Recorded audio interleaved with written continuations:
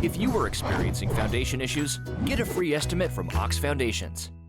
Top of the hour, spending a few minutes with Ben Robbins, who is the brand new District 33 State Representative. And Ben, good morning to you. Good morning, Jimmy Dale. How does it feel to be in the State House now? It's exciting. It's exciting to get to work. I campaigned for this, so I applied for this job. So it's exciting to actually get to work for the people of Talladega, Coosa, and Clay counties. What was different when you get to the State House in Montgomery? Everything? There was a lot of things that were different. One, because of COVID, all the protocols that the public can't come in right now. So that's different. I was expecting people to come into my office or hound me when I'm walking to the chamber, and I'm not even able to sit in the chamber. They have, normally in the House session, everyone sits in the chamber and they vote and you have your desk there. Well, because of COVID, they're spacing people out, which then means they sit in the gallery above, the viewing gallery. And then they even have 2 overflow rooms. So since I'm one of the new guys, I'm in an overflow room. You're the freshman. Right. I've got a little tablet where I vote yes, no, abstain, if I want to speak, and we're just watching it on TV. So we're in a room beside everything watching it on TV, vote, but we're still voting. So it's very different.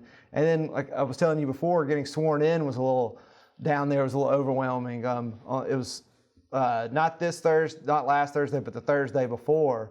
And, they told me to get there around, before 10. That's when the session started that day at 10 o'clock. So I got there early. My wife was behind me, but she can't pull in and park in the parking deck because she doesn't have the security pass. So we have to call security, and it was just an ordeal and getting her to her spot, and they bring her up. So it was a little bit overwhelming, and it's overwhelming to know the responsibility that not just being there at the State House, but it's overwhelming that people in Talladega, Coosa, and Clay County felt that they could put their trust in me. And I really want to pay that forward to them and show everyone in Talladega, Coosa, and Clay. It's a dream come true for you, Ben. It is. It's a dream come true that I can work for the people. I can serve us in this capacity. And I'm as excited as I can be. And, like I posted on Facebook that I was going to be on here and watch, and I put, I'm working for us, and that's going to be the key of everything that I do is I'm going to be working for us. Well, talk about the first week. We got a week under our belt now. Talk about that first week. Well, the first week has been, like I said, it's a whirlwind. I'm still learning the process. I feel like being a lawyer has equipped me to learn procedure a little bit better than if I just went in without any knowledge whatsoever. But one thing that we've already passed some very important legislation that I'm excited that I was to be a part of.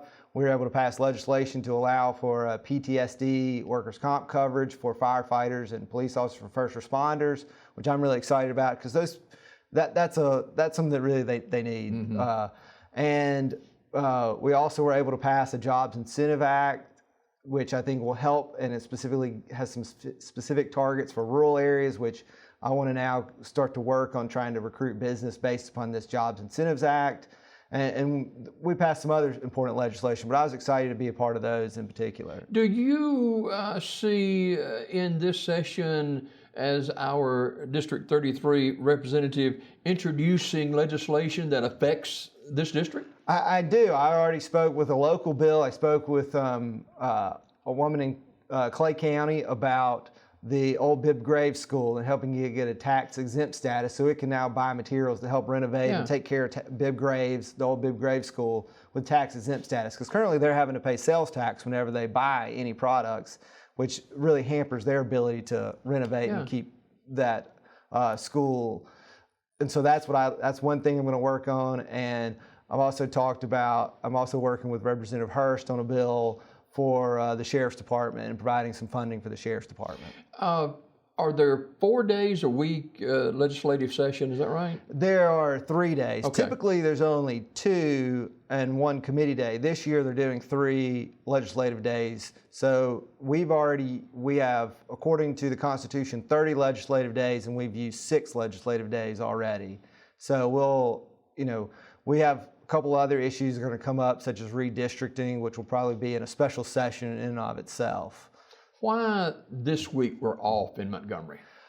Well, kind of the theory was that we went 2 weeks, 6 days of those 2 weeks they wanted to then take a break just to make sure that no one got sick, and if they did, they could quarantine, and all of us could kind of have that built-in quarantine period.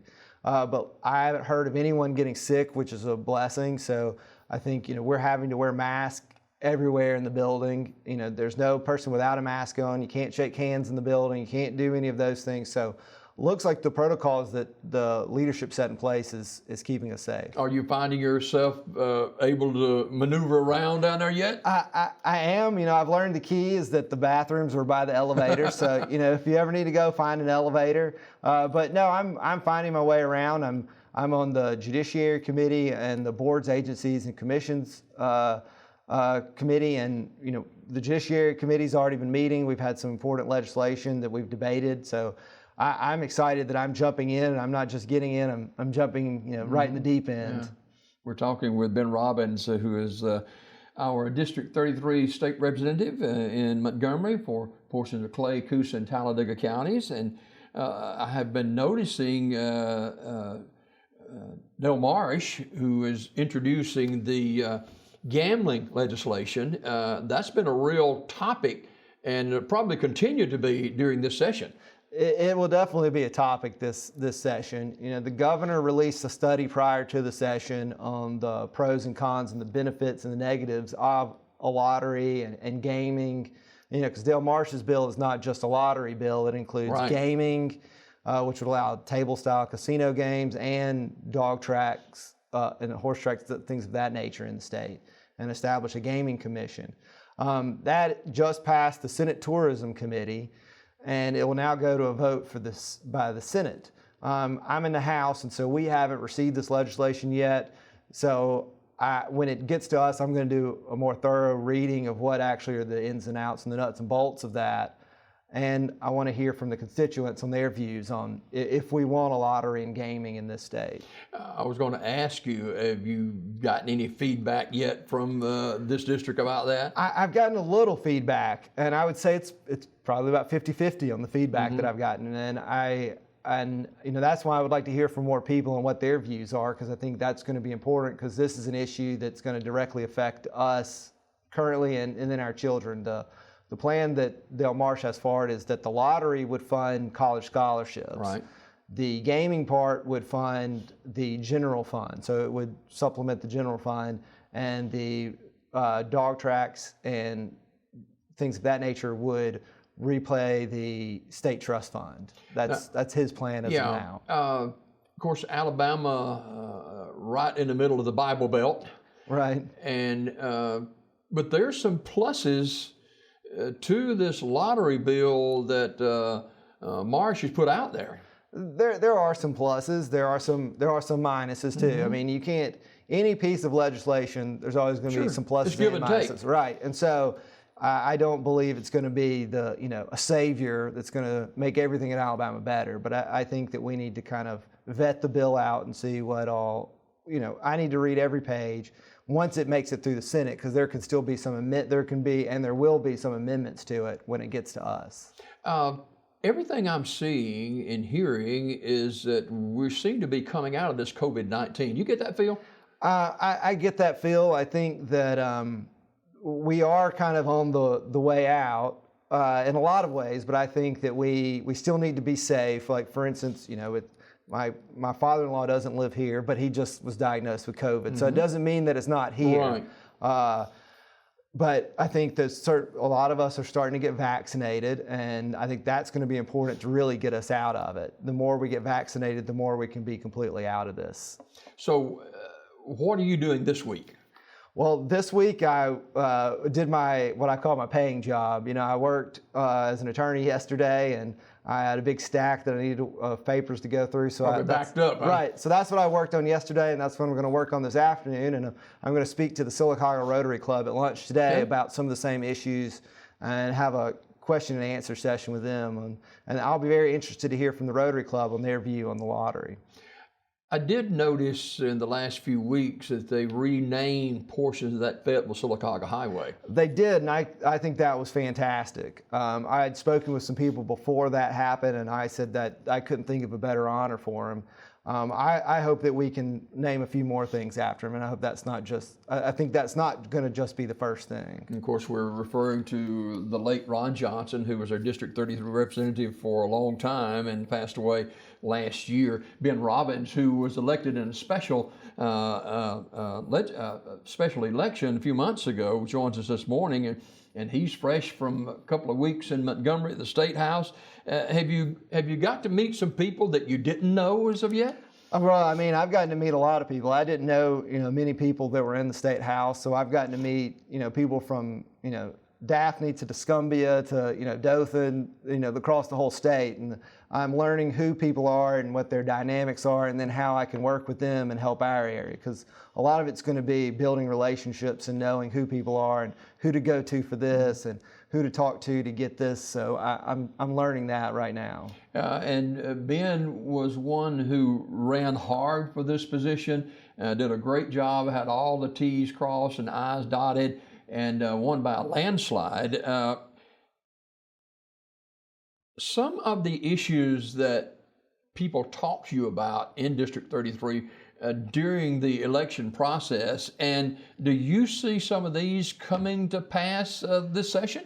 I do. I talk repeatedly about rural broadband, and that's been discussed heavily. And actually, my first day there, we had a meeting just to discuss rural broadband, and that's something I've already started to work on. I've already applied for an ADECA grant for our community to try to get some rural broadband, and I'll find out soon if we were awarded that grant, and I hope we are, because it's going to provide internet to. The grant would specifically provide internet to citizens of Talladega and Clay County. So that's an issue that is at the forefront in Montgomery. And I feel very proud that I was discussing that issue prior to, and I hope to be part of the team that actually gets broadband to our state. And people would be surprised if they knew the numbers of households that didn't have internet access. They definitely would be surprised. I think I was talking to Leland Fuller, that's the president of Coosa Valley, about broadband, and I'm sure Coosa Valley's building this doing this big project about expanding broadband, and it's going to go from their headquarters there on 77 in Talladega up to Calhoun County, over to St. Clair, and then back over and go all the way down to Fayetteville, and they're going to have another line that goes through Waldo down into Clay County. So I mean, they're going to cover a lot of people, and just hear the numbers on people that are without internet that they're going to serve is astronomical. I know we have a problem, but just hearing, well, this is going to cover 1,000 households. This will cover, 2,000, and just think that many households that are without the internet in 2021. And it certainly will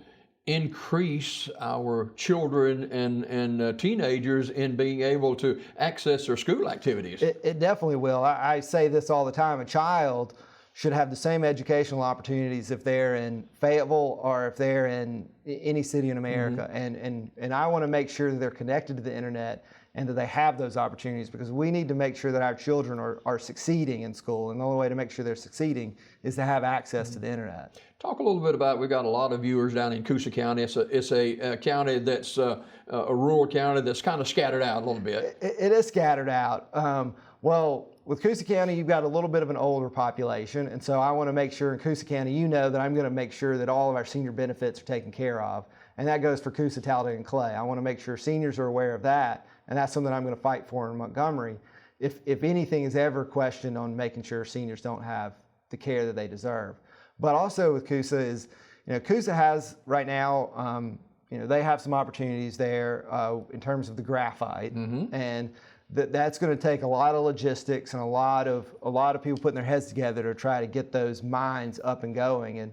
And I want to be at the table, and I know there are already some discussions happening on how we can do that. That's not going to happen overnight in terms of getting graphite mined out of the ground, but it's a strong possibility. Talladega County is the largest population of our district whom you serve. We always talk about business expansion and bringing in new business.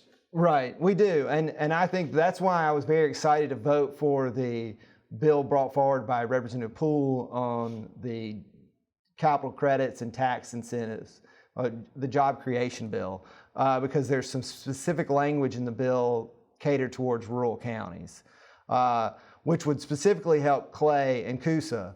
And so I think that's going to be very important, but I think the spinoff of that is going to create more opportunity in Talladega County. And like I think I told you before, Jimmy Dale, I think what we're going to need is somebody that's going to be not just passing the legislation, but then carrying that legislation forward and working and recruiting and working with the Talladega County Economic Development Authority and the County Commission and the local cities on recruiting those businesses and finding what's out there. And I don't want to go into detail, but I already had a conversation about someone yesterday, and I said, well, if you have this need, I know we could take care of you here in District 33. Let me try to connect you with some people and see what we can do. So I think a lot of it's going to be just connecting those dots, and they're not all going to work, but we might land 1 out of 100, and that'll pay some dividends in this area. That's a key part of your position, is connecting people with other people that can really get it done. Right, you're exactly right. That's the key thing in my job. And you ask, when you ask, are you getting to know people? I think that's the key in getting to know people. Whether, like I said, whether they're in Dothan or they're in Montgomery, is you learn what they do good, you learn what their skills are, or what they have done in the past, and you take a little bit of that knowledge and bring it back. So I think it's important that you know your network is as big as it can be. One of the topics I'm sure that people, your constituents, have bent your ear on a little bit is our roads. There's always need for road improvement. There is always need for road improvement, but what I've gotten a lot of calls about, speaking of roads, are the litter that we have on the roads. And I know you've had Randy Clark on here, and I think he's doing a great job here in Sylacauga. But I've gotten a lot of calls from Fayetteville, and I worked with the county commissioner, Mally Limbaugh, and we're going to get on March 20th. There's going to be a cleanup day in Fayetteville, which I'm excited about because that's going to be necessary. And I know that talking with the county commission, they're going to start providing inmates again from the county jail to start cleaning up our roads. And so, for everybody right now that's just disgusted by all the litter that we have, know that there is an answer on the way, and that people have heard you complaining, and that we're taking action to resolve that issue. And we need to take action ourselves, because one person who throws out a gum wrapper or a cake cover or whatever it is, but if you've got thousands of people doing the same thing, and we are having that issue. Right, we are. You throw your Coke bottle out the window and you think, no big deal. But then another person throws their Coke bottle, and like you said, you have a gum wrapper, just trash, it's piling up, and we've got to do something about it. And I'm excited that we are tackling that problem. All right, Ben Robbins, House District 33 representative. He is they're on a break this week. Be back out, I guess, Tuesday or something? Tuesday at 10 o'clock. What do you anticipate Tuesday?